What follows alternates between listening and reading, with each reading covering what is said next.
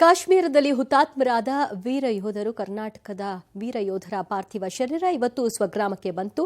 ಅಂತಿಮ ವಿಧಿವಿಧಾನವನ್ನು ನೆರವೇರಿಸಲಾಗಿದ್ದು ಭಾರತಾಂಬೆಯ ಮಡಿಲು ಸೇರಿದ್ದಾರೆ. ಆ ಬಗ್ಗೆ ವರದಿ ಇದೆ, ನೋಡ್ಕೊಂಡು ಬನ್ನಿ.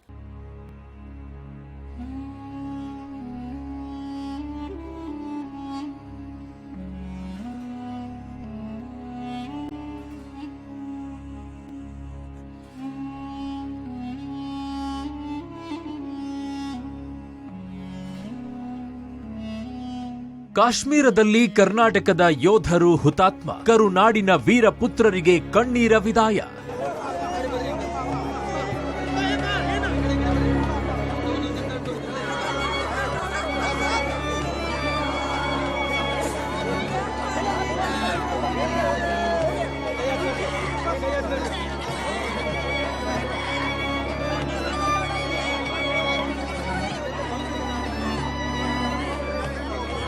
ಭಾರತಾಂಬೆಯ ಮಡಿಲು ಸೇರಿದ ಸೇನಾನಿಗಳು, ಕುಟುಂಬಸ್ಥರ ಆಕ್ರಂದನ, ಕರುಳು ಹಿಂಡುವ ದೃಶ್ಯ.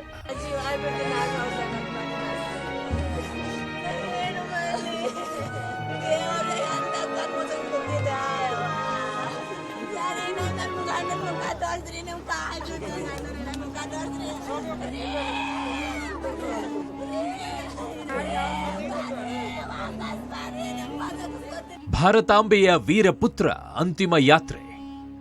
ರಸ್ತೆಯುದ್ದಕ್ಕೂ ನೀರವ ಮೌನ. ಪಾರ್ಥಿವ ಶರೀರದ ಮುಂದೆ ಮಕ್ಕಳು, ಮಡದಿ, ಪೋಷಕರ ಆಕ್ರಂದನ. ಮೊಳಗಿದ ವೀರ ಯೋಧರು, ಅಮರ್ ರಹೇ ಘೋಷವಾಕ್ಯ.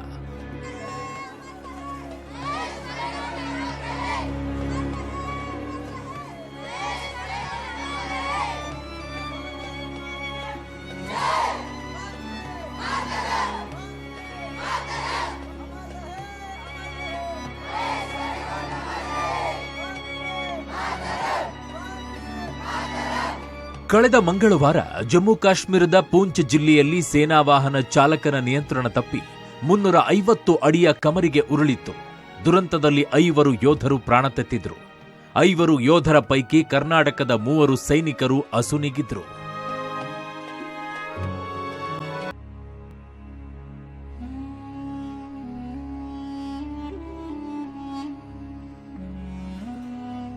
ಕಾಶ್ಮೀರದಲ್ಲಿ ಉಡುಪಿಯ ಯೋಧ ಅನೂಪ್ ಪೂಜಾರಿ, ಬಾಗಲಕೋಟೆಯ ಯೋಧ ಮಹೇಶ್ ಮರಿಗೊಂಡ, ಬೆಳಗಾವಿಯ ದಯಾನಂದ ತಿರುಕನ್ನವರ್ ಸೇನಾ ವಾಹನ ದುರಂತದಲ್ಲಿ ಹುತಾತ್ಮರಾಗಿದ್ರು. ಇವತ್ತು ಹುತಾತ್ಮ ಯೋಧರ ಪಾರ್ಥಿವ ಶರೀರ ತಾಯ್ನಾಡಿಗೆ ಆಗಮಿಸಿದ್ವು. ಬೆಳಗಾವಿಯ ಮಿಲಿಟರಿ ಗ್ರೌಂಡ್ನಲ್ಲಿ ಮೊದಲಿಗೆ ಸೇನಾ ಗೌರವ ಸಲ್ಲಿಸಲಾಯಿತು. ಮರಾಠ ರೆಜಿಮೆಂಟ್ ಹಾಗೂ ಜಿಲ್ಲಾಡಳಿತದಿಂದ ಗೌರವ ಸಲ್ಲಿಕೆಯಾಯಿತು. ಸಿಎಂ ಸಿದ್ದರಾಮಯ್ಯ ಕೂಡ ಹುತಾತ್ಮ ಯೋಧರಿಗೆ ಅಂತಿಮ ನಮನ ಸಲ್ಲಿಸಿದರು.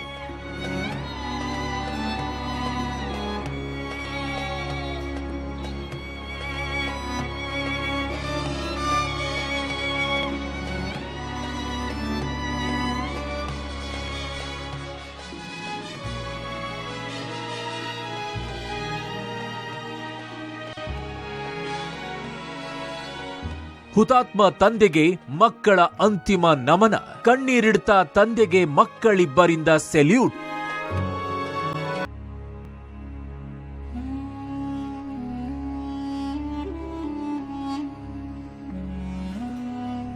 ಬೆಳಗಾವಿಯ ಹುತಾತ್ಮ ಯೋಧ ದಯಾನಂದ ಕುಟುಂಬಸ್ಥರ ದೃಶ್ಯ ಕರುಳು ಹಿಂಡುವಂತಿತ್ತು. ಬೆಳಗಾವಿಯ ಮಿಲಿಟರಿ ಗ್ರೌಂಡ್ನಲ್ಲಿ ಯೋಧ ದಯಾನಂದ್ ಅವರ ಮಕ್ಕಳು ಅಳುತ್ತಲೇ ಅಂತಿಮ ನಮನವನ್ನು ಸಲ್ಲಿಸಿದ್ರು. ಈ ದೃಶ್ಯ ಮನಕಲುಕುವಂತಿತ್ತು.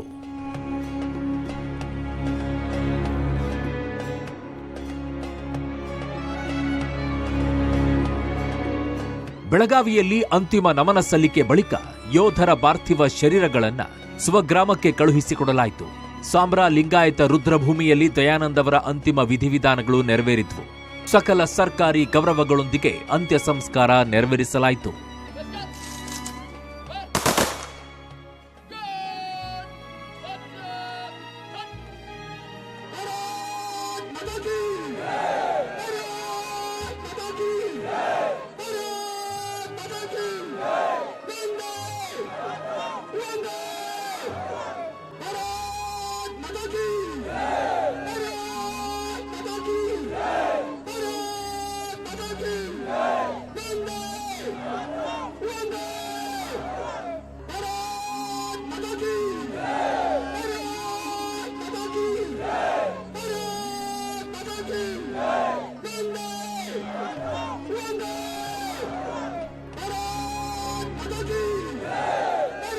ಹುಟ್ಟೂರಲ್ಲಿ ಯೋಧ ಮಹೇಶ್ ಮರಿಗೊಂಡ ಅಂತ್ಯಕ್ರಿಯೆ. ಇತ್ತ ಬಾಗಲಕೋಟೆಯ ಯೋಧ ಮಹೇಶ್ ಮರಿಗೊಂಡ ಪಾರ್ಥಿವ ಶರೀರ ಹುಟ್ಟೂರು ಮಹಾಲಿಂಪುರ ತಲುಪಿತು. 2 ದಿನಗಳ ಬಳಿಕ ಇವತ್ತು ತಾಯಿ ಮತ್ತು ಪತ್ನಿಗೆ ಮಹೇಶ್ ಸಾವಿನ ಸುದ್ದಿ ತಿಳಿದಿತ್ತು. ಮಹೇಶ್ ಸಾವಿನ ಸುದ್ದಿ ತಿಳಿದು ತಾಯಿ ಹಾಗೂ ಪತ್ನಿಯ ರೋದನೆ ಕರುಳು ಚುರುಕ್ ಅನ್ನುವಂತಿತ್ತು. ನನ್ನ ಮಗನನ್ನ ಮರಳಿ ತನ್ನಿ ಅಂತ ತಾಯಿ ಶಾರದಾ ಗೋಳಾಡಿದ್ರು. ಮೊಳಗಿದ ಅನೂಪ್ ಅಮರ್ ರಹೇ ಘೋಷವಾಕ್ಯ.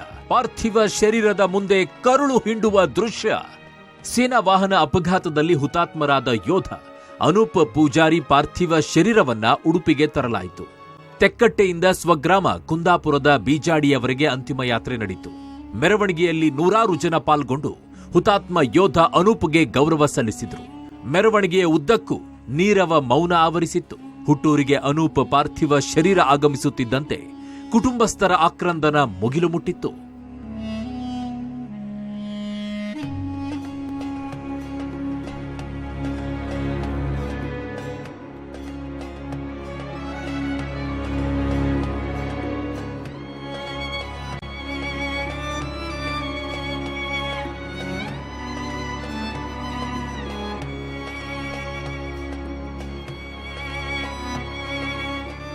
ಇಪ್ಪತ್ತು ದಿನಗಳ ರಜೆ ಮುಗಿಸಿ ಶನಿವಾರವಷ್ಟೇ ಕಾಶ್ಮೀರಕ್ಕೆ ಅನೂಪ್ ವಾಪಸ್ಸಾಗಿದ್ರು.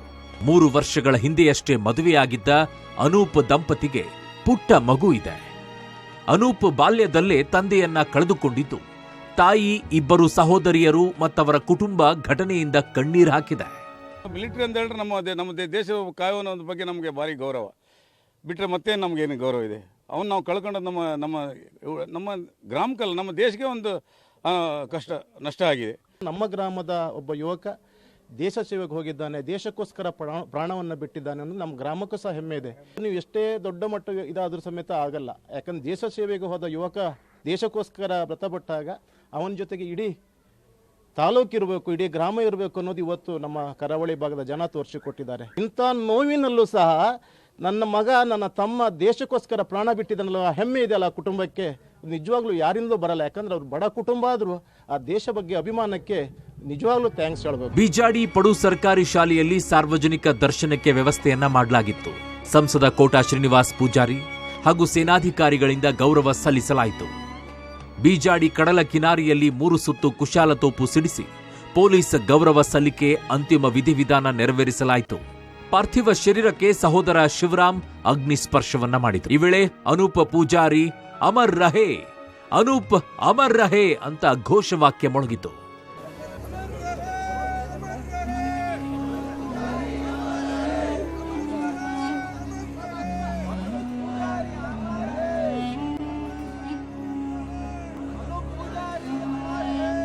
ಒಟ್ನಲ್ಲಿ ಸೇನಾ ವಾಹನ ದುರಂತದಲ್ಲಿ ಮೃತಪಟ್ಟ 3 ವೀರ ಯೋಧರು ಭಾರತಾಂಬೆಯ ಮಡಿಲು ಸೇರಿದ್ದಾರೆ.